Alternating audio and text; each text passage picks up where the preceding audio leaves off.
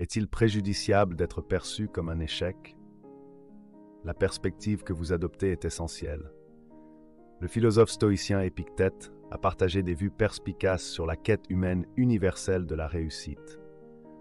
Dans une société qui valorise la richesse et la renommée comme indicateurs de succès, Épictète considérait ceux-ci comme triviaux par rapport aux choses vraiment précieuses dans la vie, qui, selon lui, se trouvent à l'intérieur de nous. Il a souligné que la quête incessante de réalisation et de validation externe nous empêche d'atteindre quelque chose de beaucoup plus profond. Un état de bonheur qui reste constant, inaffecté par la nature capricieuse des circonstances extérieures et des opinions d'autrui. Cependant, la peur d'être étiquetés comme des ratés nous conduit à endurer des souffrances pour l'acceptation sociale. C'est une condition déplorable, car cette dépendance aux facteurs externes diminue notre chance de bonheur et de liberté. Épictète croyait en l'importance de renoncer à ce qu'il appelait les choses inférieures. Si cela résulte en ce que la société nous voit comme des échecs complets, alors c'est un sacrifice digne. Cette vidéo ne promeut pas l'auto-abandon ou le préjudice. Au contraire, elle reflète la perspective stoïcienne.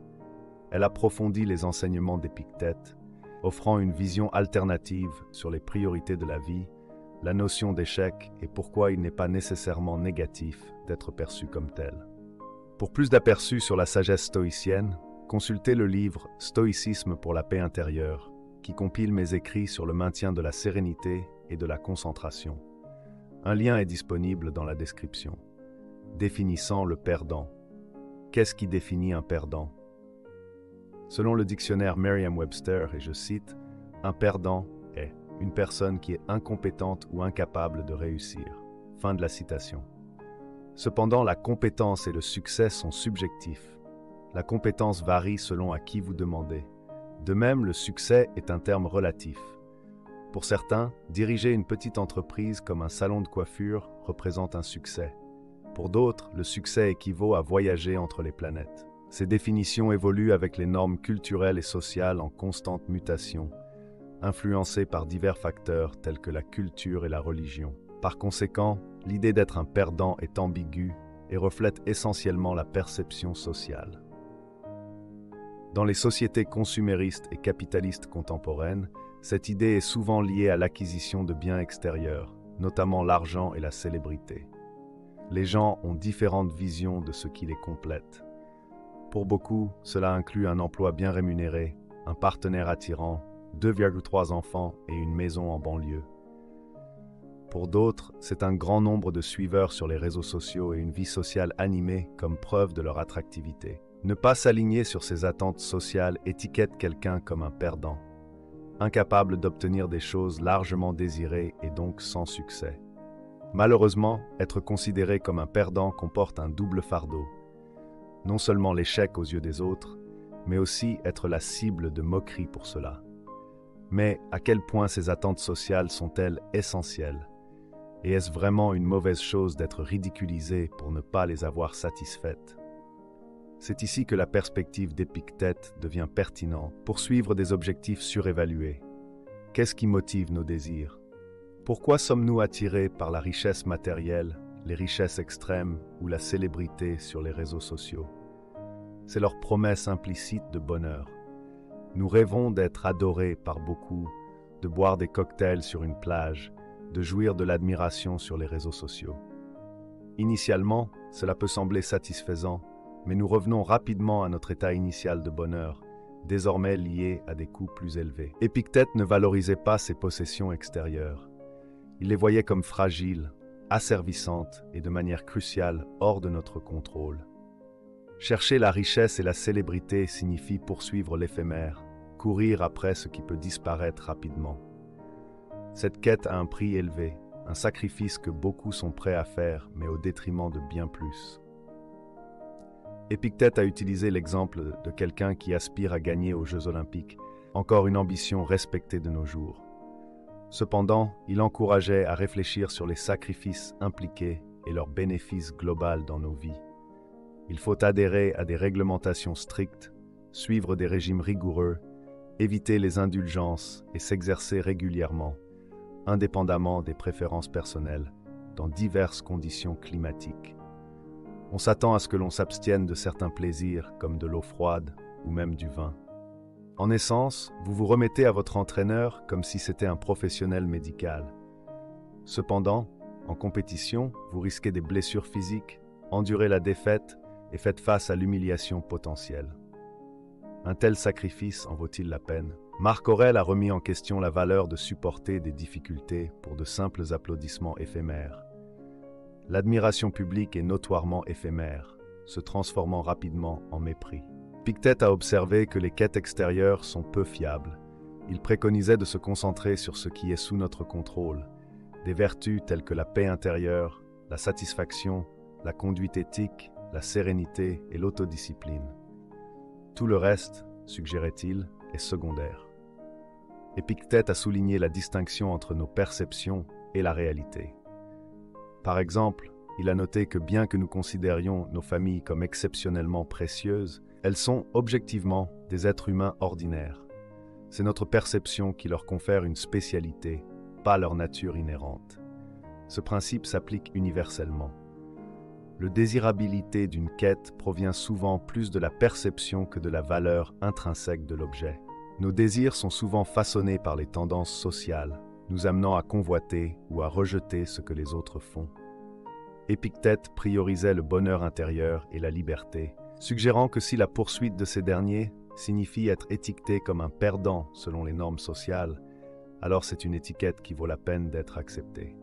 Mais qu'est-ce qui constitue réellement être un perdant? Est-ce un état intrinsèquement négatif, ou est-ce notre perception qui est façonnée par le jugement social? Imaginez avoir les besoins de base mais manquer de statut social, de relations, de popularité en ligne ou d'un travail prestigieux. La société pourrait étiqueter une telle personne comme perdant, suggérant une infériorité. Cette étiquette est souvent perçue comme un coup porté à l'ego. Mais la valeur de quelqu'un est-elle vraiment diminuée par son manque de succès externe? Épictète a argumenté contre de telles évaluations superficielles. Il a affirmé de manière célèbre que posséder plus de richesse ou d'éloquence ne rend pas quelqu'un supérieur de manière inhérente. La richesse ou l'éloquence indiquent simplement une plus grande possession ou compétence dans ces domaines spécifiques, et non une valeur humaine globale. Nos circonstances extérieures ne reflètent pas nécessairement notre bien-être intérieur, qui est de la plus haute importance d'un point de vue stoïcien. Cependant, les pressions sociales nous poussent souvent à compromettre notre bonheur et notre liberté pour obtenir la validation externe.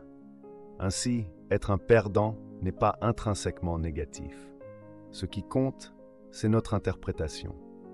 Si nous considérons l'opinion publique, la réputation et le jugement social comme fondamentalement instables, souvent dénués de sens et hors de notre contrôle, nous pourrions les trouver plus faciles à ignorer. Reconnaître que la quête pour ne pas être un perdant peut entraver la véritable bonheur et liberté est essentiel. Dans cette optique, embrasser le perdantisme pourrait en fait améliorer notre capacité à la joie et à l'autonomie. Épictète conseille de garder à l'esprit constamment l'inévitabilité de la mort, de l'exil et d'autres perspectives décourageantes, en particulier la mort. Cette approche, suggère-t-il, nous empêche de nourrir des pensées basses ou de désirer excessivement quoi que ce soit. Le coût des choix. Chaque chemin que nous choisissons dans la vie a son propre prix. La question clé est, quel coût sommes-nous prêts à supporter? Épictète fait une distinction claire entre deux chemins, celui du philosophe et celui de la personne ordinaire. Ce dernier sacrifie souvent le bien-être intérieur pour des désirs sociaux tels que la richesse et la reconnaissance, échangeant la liberté, la santé et la paix de l'esprit dans une quête implacable des standards sociaux. En revanche, choisir le chemin du philosophe pourrait signifier vivre une vie dépourvue des poursuites matérialistes privilégiées par la majorité. Cela pourrait conduire à une existence simple et sans fioritures, potentiellement vue par beaucoup comme la vie d'un perdant. Cependant, pour Épictète, la priorité absolue du philosophe est toujours la tranquillité et le bonheur intérieur, au-dessus du travail, de l'argent et même des besoins de base. Épictète souligne l'importance de privilégier le bien-être intérieur par rapport aux préoccupations extérieures. Il soutient qu'il est préférable de subir des difficultés matérielles que de vivre dans la tourmente. Ce point de vue, bien qu'il puisse sembler extrême, est cohérent avec ses valeurs. Pour atteindre une véritable invincibilité, nous devons être prêts à renoncer à tout ce qui est externe.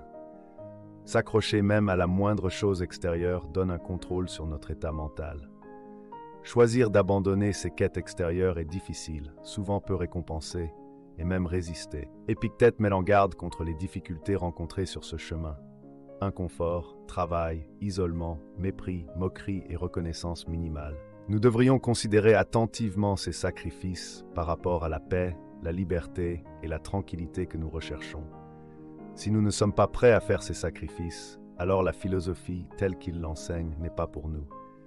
Alors, les autres vous considèrent-ils comme un perdant? Faites-vous face au mépris ou au dédain? Initialement, cela peut sembler être un désavantage. Cependant, cela a aussi ses mérites. En ne nous conformant pas aux attentes sociales, nous préservons de l'énergie qui aurait été dépensée dans des entreprises futiles. En essence, être un perdant nous épargne le coût de la conformité. Cela pourrait faire d'un perdant un gagnant dans un sens plus profond. En suivant les enseignements d'Épictète, nous avons besoin de la sagesse pour discerner ce qui est réellement bénéfique et de la résolution pour prioriser constamment ses valeurs, en méprisant les louanges externes telles que la richesse, le pouvoir et le statut social. Comme l'a dit Épictète, la véritable liberté vient de se détacher des choses qui sont hors de notre contrôle, plutôt que d'aspirer à des positions de haut rang. Merci de nous avoir suivis.